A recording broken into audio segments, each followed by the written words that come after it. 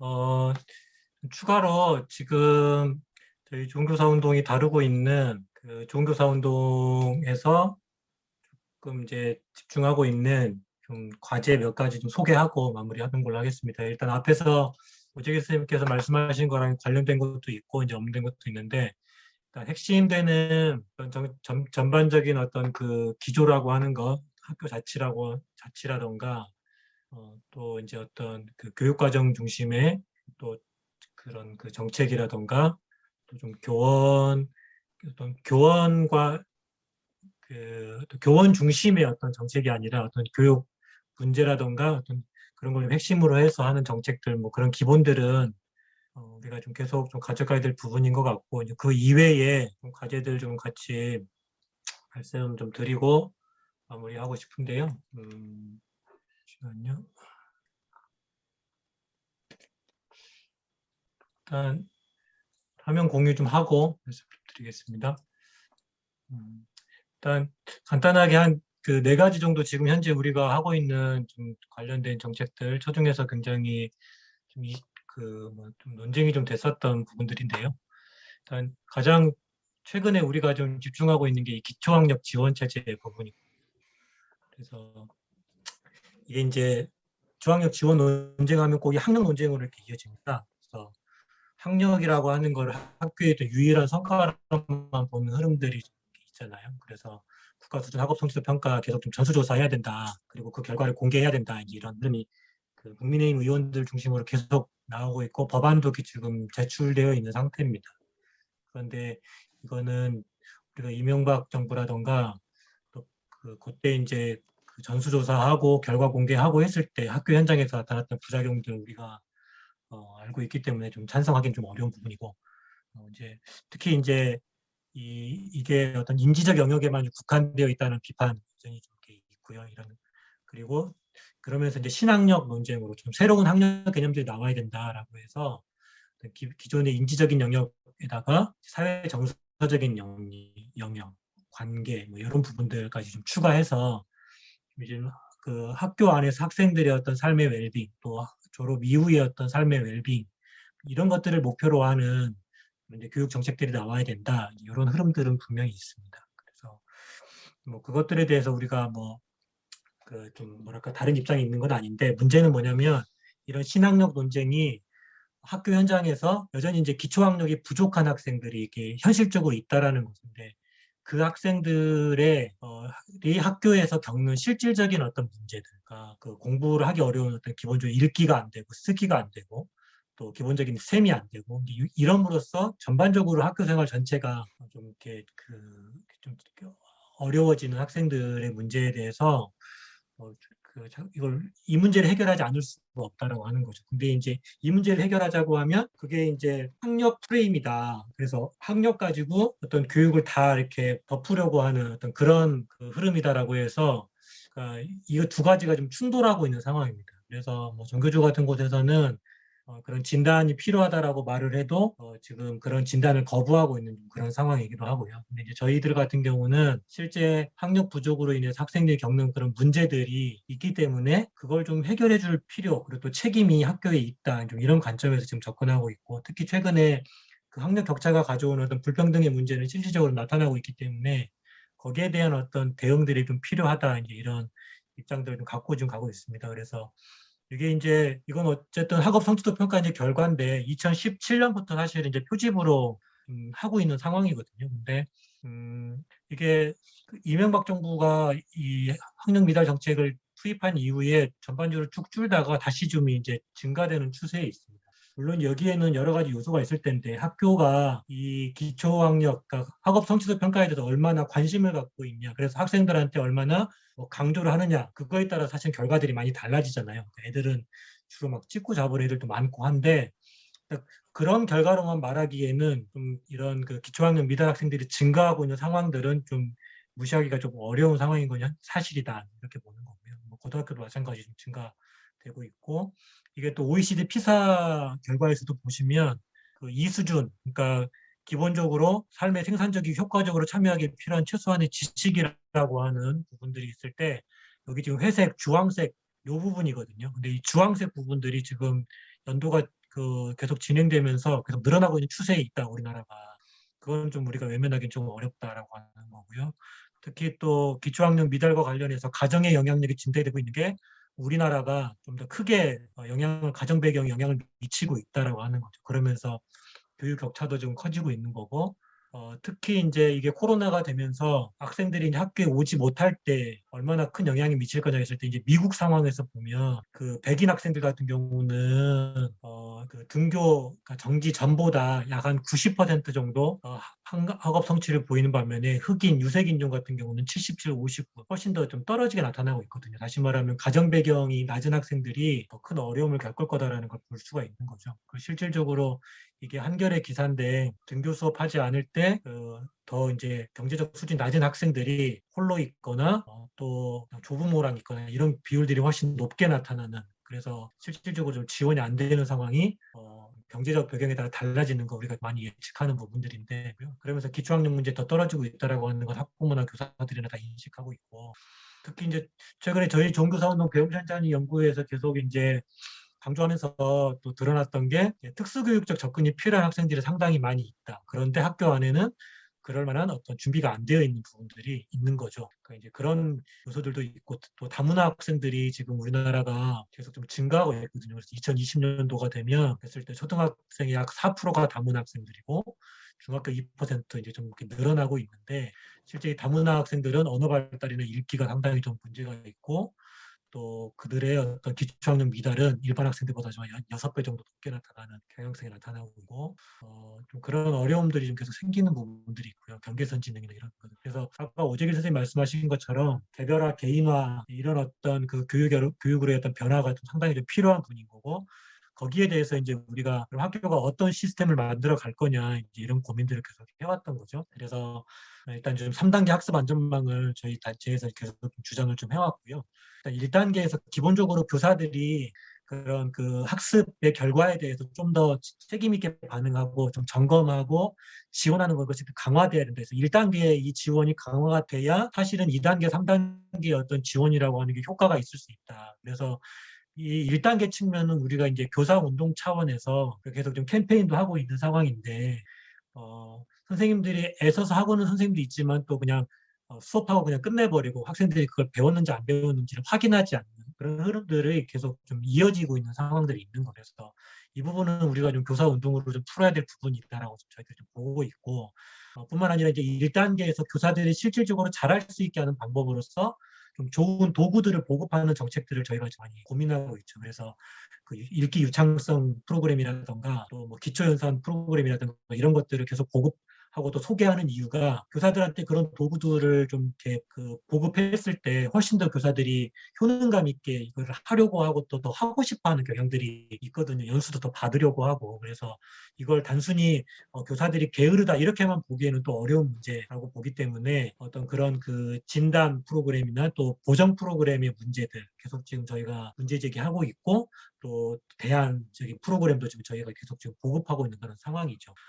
이제 그러고 있고, 이제 거기를 이제 거기에 플러스 이제 보완되는 게, 사실 2단계, 3단계 망이 더 강화돼야 되는데, 안전망이 이제 이런 그 학년별 어떤 지원 교사들, 꼭 학년이 아니더라도 어떤 뭐 그 학년군이라던가 아니면 최소한 학교 아니라도 좀 이 학생들을 집중적으로 지원할 수 있는 교사와 그 교사를 중심으로 하는 그런 팀이 학교 안에 만들어져서 좀 더 집중적인 지원이 필요한 아이들에게는 집중적인 지원을 해줘야 된다. 그게 이제 2단계 안전망을 만들 때 우리가 고민하는 부분인 거죠. 그리고 그렇게 해도 안 되는 학생들은 이제 교육청이라던가 아니면 좀 그 특수교육의 관점에서 이런 자격을 가진 분들이 좀 일반 학교에도 좀 배치가 돼서, 지금 특수교사는 사실은 특수학급과 특수학교에만 배치가 되고 있거든요. 근데 그거 플러스 이제 좀 새로운 그 필요가 생기는 거죠. 그래서 좀 특수교육적 관점에서 이 학생들을 지원할 수 있는 그런 그 교사들이 학교 안에 배치될 필요가 있고, 이들이 꼭 이제 사실은 특수교육파뿐만 아니라 이제 여기 보면 학습 지원 전문가로서 어떤 충분히 경력을 가진 분들 중에 좀 더 이제 집중적인 연수를 통해서 이런 특수교육 접근을 할 수 있는 사람들을 좀 길러내야 된다. 그게 이제 우리가 말하는 학습 지원 전문가인 거죠. 그래서 이 현직 교원 중심의 이 부분들을 우리가 좀 더 이제 양성해야 된다. 이제 이런 주장들을 좀 계속 하고 있는 거고, 뿐만 아니라 모든 좀 기본적인 모든 교사들을 대상으로 하는 집중 연수들을 통해서 학생들을 지원하는 그런 역량들을 좀 강화해야 된다. 거기에 플러스 이런 보조원들이 붙어야 이 보조원들이 실질적으로 역할을 할 수 있지.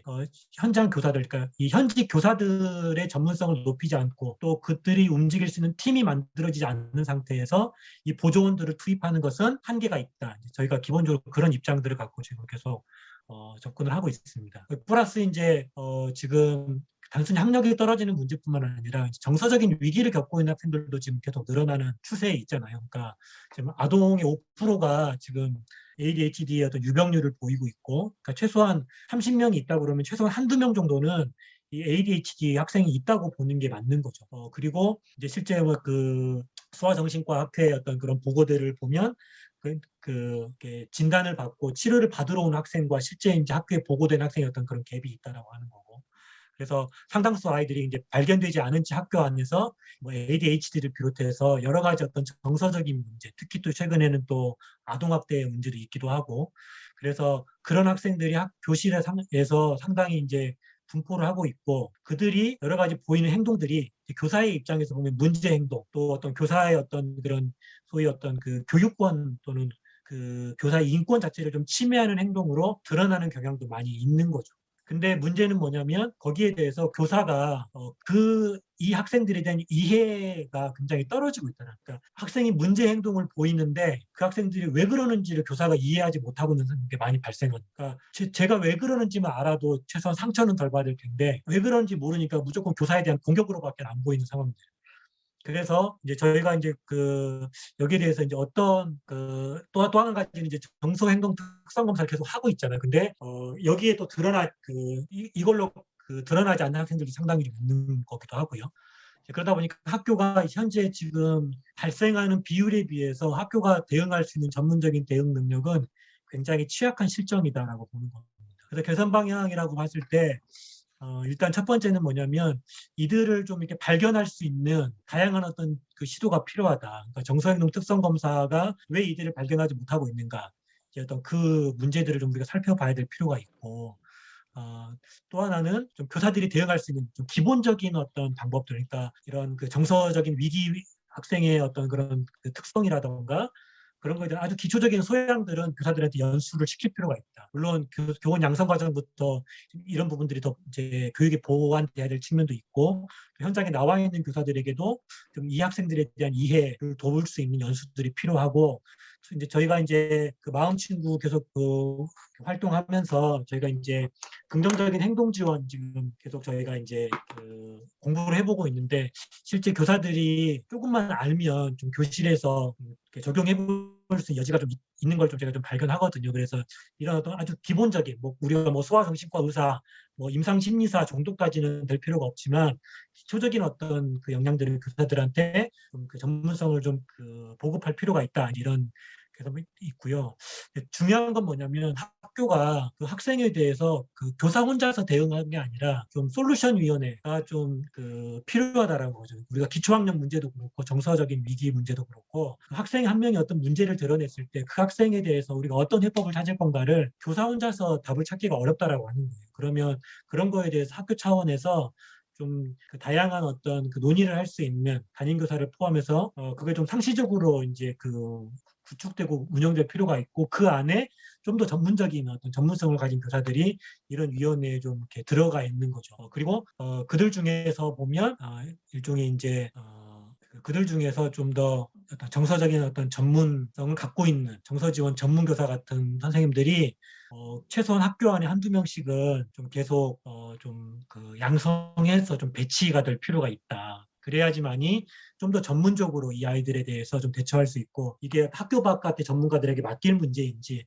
아니면 학교 안에서 이 학생을 갖다 도와야 되는 문제인지에 대해서 좀 더 정확한 판단들을 할 수 있는 교사가 좀 필요한 상황이다. 그래서 이제 그렇게 보고 있는 거죠. 그래서 요걸 이제 좀 이제 앞으로 교원 자격 체제랑 조금 연동해서 저희들이 좀 고민을 하고 있는데, 최근에 교원 자격 체제 연동해서 뭐 선임 교사제, 뭐 전문 교사제 이런 논의들이 지금 일어나고 있거든요. 이제 저희가 봤을 때는 어떤 뭐 이렇게 경력상의 어떤 위계를 낳을 수 있는, 만들어낼 수 있는 선임 교사제 뭐 이런 것보다는 좀 더 어떤 교사의 전문성을 좀 키워갈 수 있는 방식으로 좀 교원 자격 체제를 바꿔서 어떤 한 10년 정도 근무한 교사들에게는 좀 더 이런 특정 분야의 전문성들을 길러낼 수 있도록 교원 스스로 지원하게 하고, 그것을 좀 학교가 또는 교육청에서 이것들을 좀 지원해서 그 교사 스스로 좀 그것들을 개발해 갈 수 있도록 해줄 필요가 있지 않나. 예를 들면 이제 우리가 말하는 학습 지원 전문교사나 정서 지원 전문교사뿐만 아니라 뭐 또 행정 관련된 전문교사나 수업 코칭, 갈등 조정 뭐 이런 교사들 양성해서 뭐 한 임기 정해놓고 한 4년 정도 그것을 위해 전문성을 발휘할 수 있게 하고, 그것을 계속할지 또 그냥 보통 또 일반 교사로 돌아오게 할지는 교사가 선택할 수 있도록 해서 좀 약간 이제 임기제로 해서 좀 만들어가는 그런 방식이 좀 필요하지 않을까, 이제 그런 고민들을 좀 하고 있습니다. 그다음 이제 세 번째가 이제 돌봄 문제였는데요. 돌봄 문제가 사실은 이제 일 가정 양립이라고 하는 어떤 사회적인 흐름이 분명히 있고, 그런 사실 사회적 돌봄 수요는 굉장히 증가한 게 현실이죠.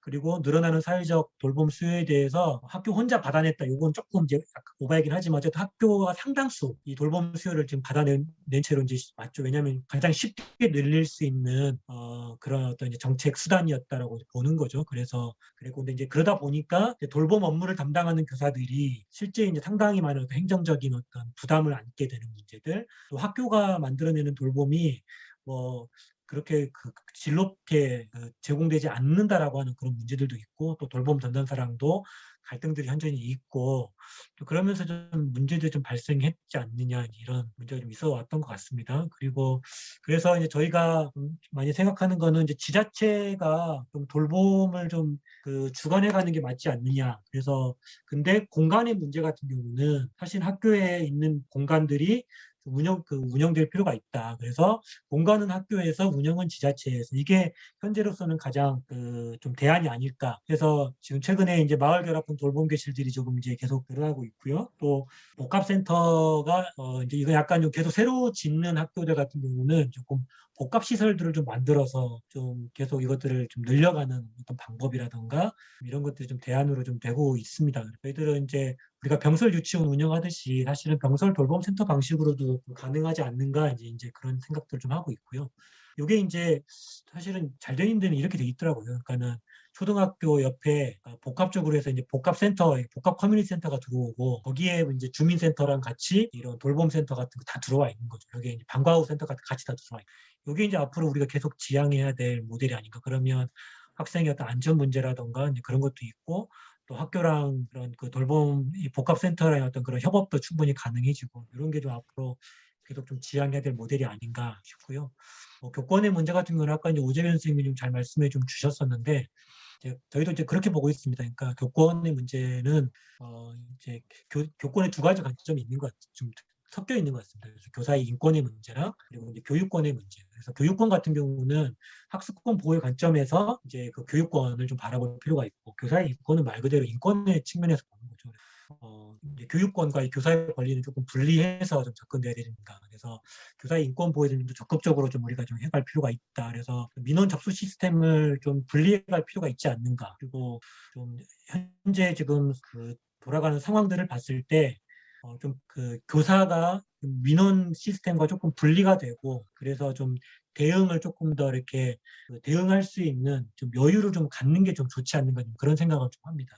뭐 예를 들면 막바로 그냥 학부모랑 교사랑 소통을 하면서 불필요한 갈등들이 좀 벌어지는 문제들이 좀 있는 거죠. 그래서 그것들을 좀 완충할 수 있는 중간 장치로서 민원 접수 시스템 같은 게 좀 필요하지 않나 좀 이렇게 보고 있고, 그다음에 이제 교사의 인권 침해에 대한 좀 더 행정의 적극적인 개입이 필요하다. 그래서 뭐 이게 이제 약간 뭐 예를 들면 좀 경찰의 개입이 필요한 그런 상황이 좀 있을 수도 있고 그런 것 같아요. 근데 뿐만 아니라 이제 과거와는 좀 다른 교사와 학생의 어떤 소통 방식의 어떤 변화, 이것도 좀 우리가 좀 필요한 부분이 좀 분명히 있는 거죠.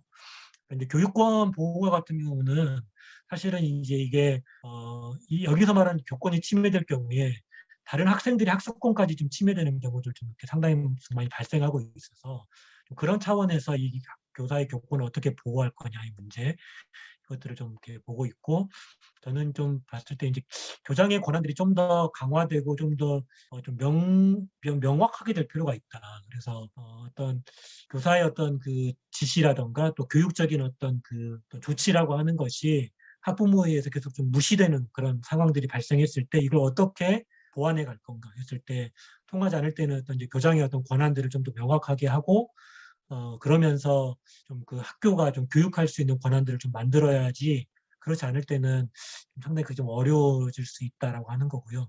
이제 궁극적으로는 사실 그 학부모의 민원이라든가 이런 것들이 사실 이제 학부모회를 통해서 공식적인 어떤 루트를 통해서 돼야 되는데, 학부모회 어떤 그런 민주적인 학부모회가 구성되고, 그리고 그런 학부모들이 또 학교 안에서 존중되고 학생이 존중되고 그러면서 또 교사가 존중되고 하는 실질적인 어떤 학교 민주주의가 좀 확대되는 거, 이게 사실은 저는 궁극적인 해법이라고 할까. 그런 어떤 그 단위가 좀 더 강화가 됐을 때 사실은 오히려 이제 학부모와 교사들 사이에 그런 갈등이라든가 교권 문제가 사실은 좀 줄어드는 그런 추세가 있고, 그것들이 돼 있지 않을 때 이제 사실은 이게 좀 더 그 문제가 되는 경우도 좀 많이 있어서, 좀 제대로 된 학교 민주주의를 좀 만들어 갈 필요가 있다. 근데 이제 거기에 핵심은 저는 이제 상호 존중 이렇게 좀 보고 있는 거고요. 그런 관점에서 지금까지 논의들을 쭉 좀 해왔었습니다. 그래서 혹시라도 좀 이런 문제들이 있을 때 좀 여기에 대해서 이런 맥락 속에서 좀 같이 좀 고민해 주셨으면 좋을 것 같고, 물론 이제 여기에는 다른 또 이견도 좀 있을 수 있어서 계속 또 우리 정책위원회 안에서 좀 논쟁 해가야 되는 문제이다라고 저희도 좀 보고는 있습니다. 좀 이것과 관련해서 좀 질문 하시거나 또 의견이 있으시면 말씀 좀 듣고 그리고 나서 좀 마무리하는 걸로 그렇게 하겠습니다.